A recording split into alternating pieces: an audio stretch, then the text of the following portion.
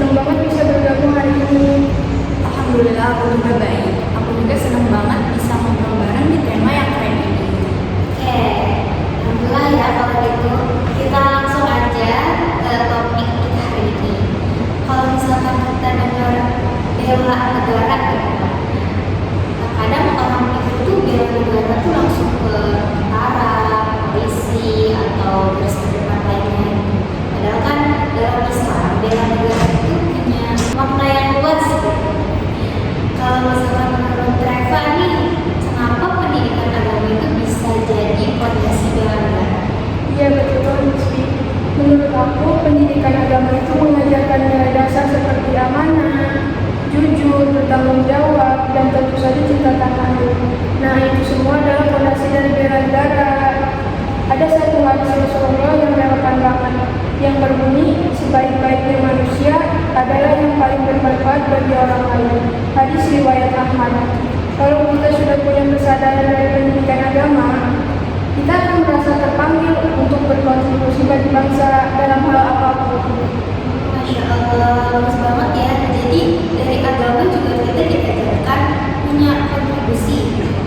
Nah, bisa kalau soal jati diri bangsa nih, bagaimana Islam membentuk karakter jati diri bangsa tersebut?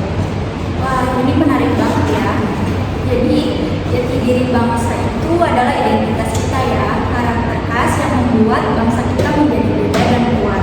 Islam punya nilai-nilai luhur seperti toleransi, keadilan, kasih sayang, ukhuwah atau persaudaraan. Nah, nilai-nilai itulah yang menguatkan jati diri bangsa kita.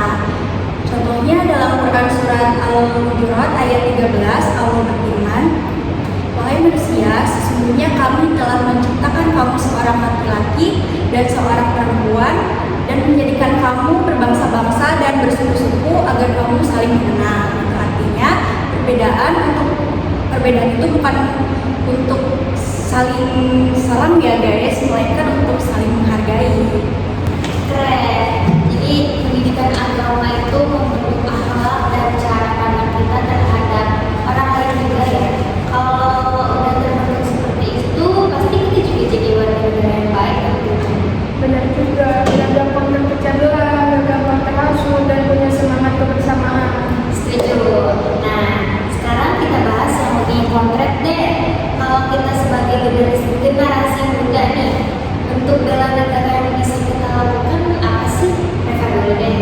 Sederhana sih, yang pertama rajin belajar, karena kita bisa membangun bangsa ini. Yang kedua, taat pada aturan yang baik, aktif organisasi, dan juga tidak menyebarkan hoak dan perpecahan di media sosial.